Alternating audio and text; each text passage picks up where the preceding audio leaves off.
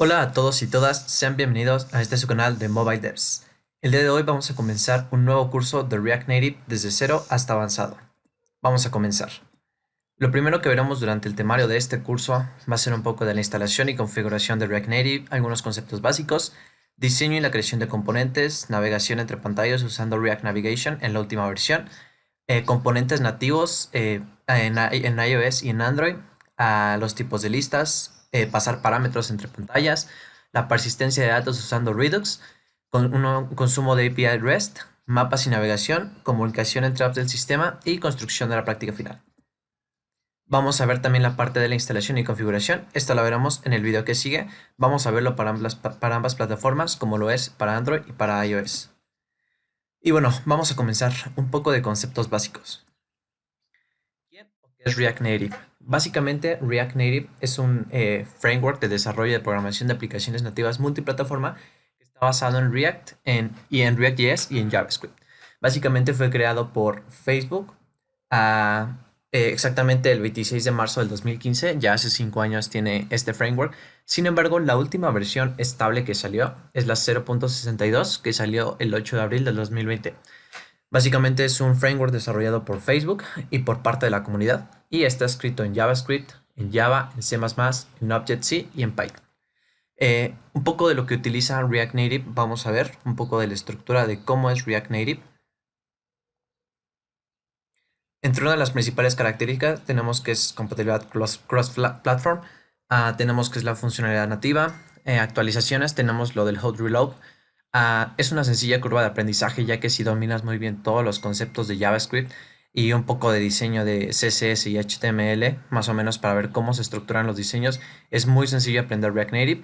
Es un desarrollo rápido y fluido, generalmente para startups que apenas van iniciando y no tienen los suficientes ingresos para pagar a un desarrollador nativo de Android y iOS. Esta es una de las principales ventajas que tiene este tipo de frameworks, ya que se desarrolla para ambas plataformas, al igual como es Flutter, que lo veremos mucho más adelante en otros cursos. Básicamente, React utiliza el Pointer Bridge, que es lo que le va a permitir comunicar y convertir todo el JS a código nativo de estas ambas aplicaciones, que es Android y iOS. Para persistencia de datos tenemos dos opciones, que es Redux y Mobs. En este curso vamos a ver un poco de Redux más adelante, ya que se requiere tener conocimientos básicos y fuertes de todo lo que es React Native para poder implementar la persistencia de datos con Redux. Algunas de las aplicaciones que en la misma documentación de Facebook menciona, están estas que han sido desarrolladas o tienen partes en React Native y obviamente algunas aplicaciones que han estado en React Native pero se han migrado, como lo fueron Airbnb. Airbnb estuvo hecho en React Native, sin embargo tienen incluso un video de por qué lo dejaron, al igual que distintas plataformas como lo son Platzi, que han estado en React Native y lo han dejado por ciertas circunstancias y porque es un framework muy reciente y que aún no está muy estable en su 100%. Sin embargo, se pueden construir aplicaciones bastante robustas con esto. ¿Qué es un componente? Básicamente, este es un componente. Como pueden ver en los componentes en React Native, es una de sus principales características la programación por componentes, ya que nos permite utilizar el mismo diseño, sin embargo, cambiando ciertos datos. Si podemos observar, aquí tenemos dos tipos de listas.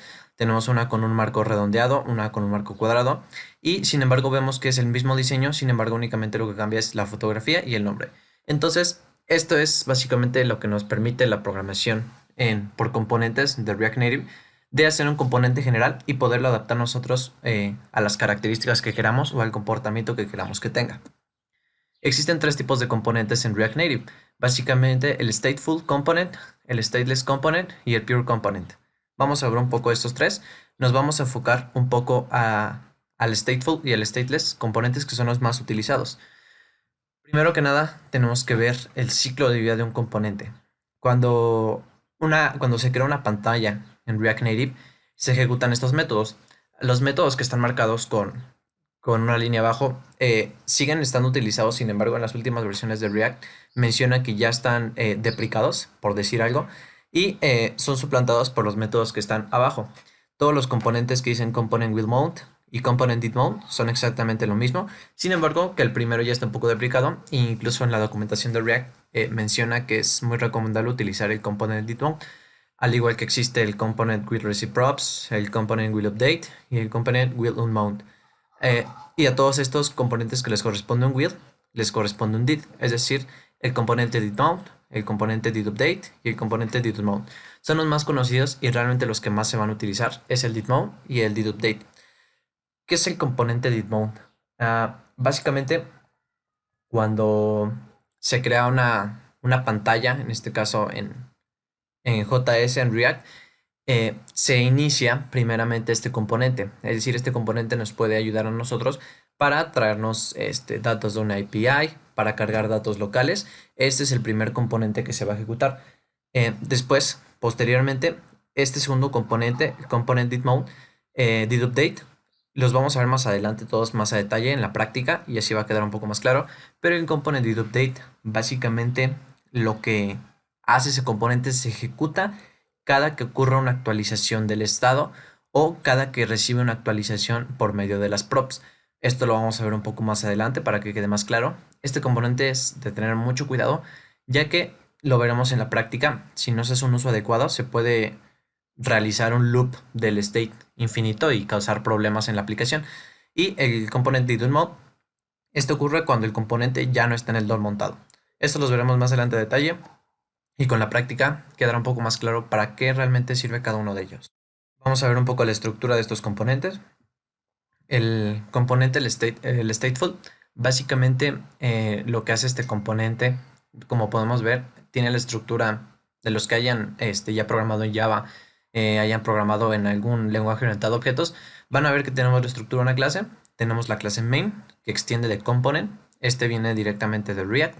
Y bueno, tenemos nuestro constructor. Todo lo del super. Esto básicamente ya es programación para todos aquellos que vengan de un lenguaje de orientado a objetos. Esto se les va a hacer muy familiar y muy sencillo. Y aquí tenemos lo que es el state. El state es el estado principal de la aplicación. Es decir, en nuestro constructor le vamos a decir que va a tener un estado principal y que va a tener un array de libros.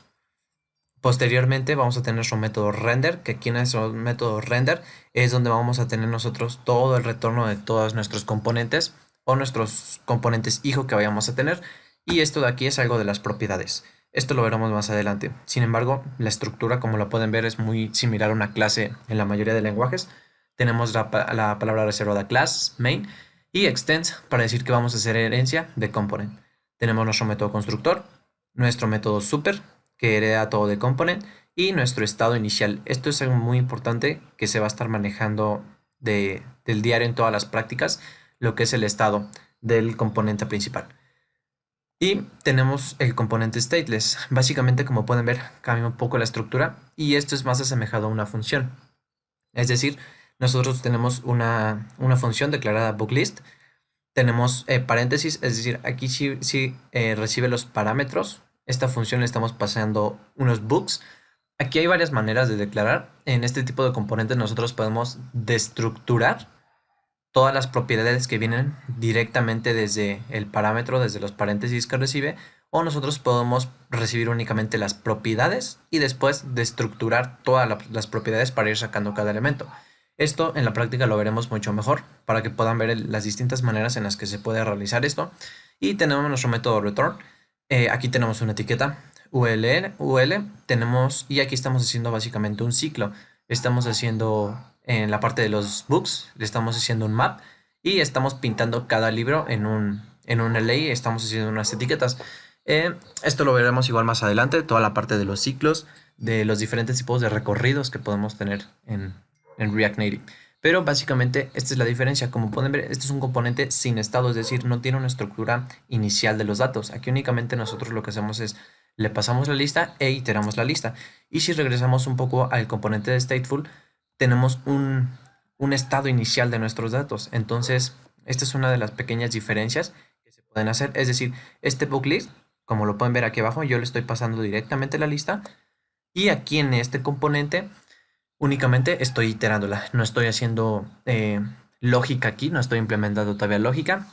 Y los componentes stateless básicamente nos ayudan cuando estamos utilizando, o son más recomendables cuando estamos utilizando componentes hijo, es decir, componentes que únicamente vamos a pasar datos y van a fungir como los componentes que teníamos en la parte de acá. Van a fungir como estos, que únicamente van a recibir los datos y van a pintar una cierta estructura que nosotros le digamos.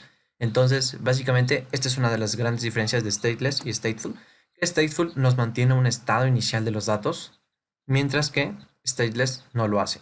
Más adelante lo veremos porque también cambian en varias partes. En stateless también podemos implementar la lógica usando el useState, el useEffect y más funciones que en este caso vendrían representando nuestro state de un componente stateful. Así que bueno, esto lo veremos más adelante. Lo que sigue, estas son partes fundamentales, lo que vienen siendo las props. Las props vienen siendo las propiedades que se pueden ir pasando de entre componentes padre a componentes anidados que tengan, es decir, de un componente padre a un componente hijo o de un componente hijo a un componente padre. También se puede. Como pueden ver, aquí también tenemos otra manera de declarar nuestro state. De esta manera, ya no directamente desde un constructor, sino directamente del state. Existen varias maneras, vamos a verlas todas para que cada quien se pueda acomodar a la manera que le guste más. Y tenemos igual nuestro método render y nuestro método return. Aquí de igual manera existen varias maneras de hacer nuestro método return. Podemos hacer nuestro método return implícitamente o ponerlo nosotros directamente. Y como pueden ver, aquí tenemos un padre y aquí estamos haciendo la llamada a un método hijo, se llama child, y le estamos pasando por las propiedades. Si se dan cuenta, es muy similar a una etiqueta HTML de autocierre.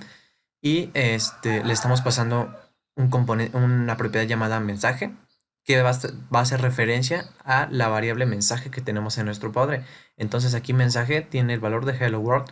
Entonces aquí mensaje, cuando lo pasamos al componente hijo, va a decir hello world. En el componente hijo, como pueden ver, recibimos las propiedades por medio de props. Entonces tenemos this.props.message.